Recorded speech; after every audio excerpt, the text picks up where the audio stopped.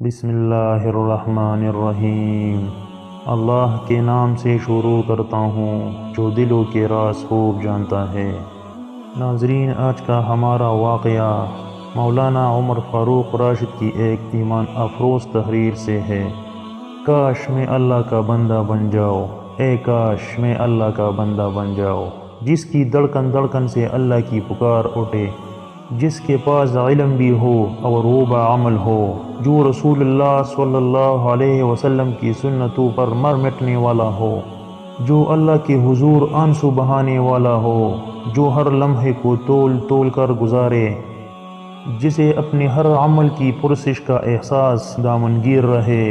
جو اللہ والوں سے محبت کرے، جو علماء کی مجالس سے فائدہ اٹھائے، جو گناہوں سے شدید نفرت کرے،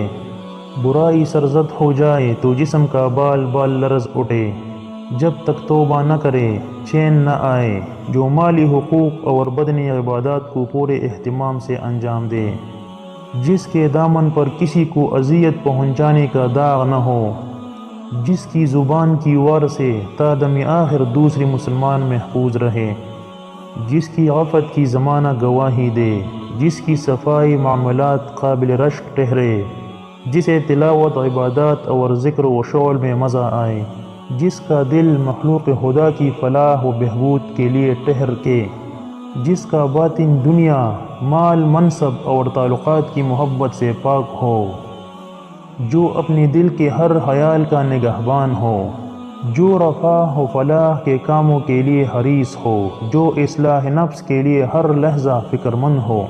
جو اپنی آخرت کے توشے میں مسلسل اضافہ کرتا جائے، جس کے علم و عمل کی خوشبو کوسوں دور سے محسوس کی جائے، جو کسی کے سامنے ہاتھ نہ پھیلائے، خودی اور خودداری کی نعمت سے مالا مال ہو، جو حمیت دین اور حب وطن کے جذبے سے ہر دم سرشار ہو،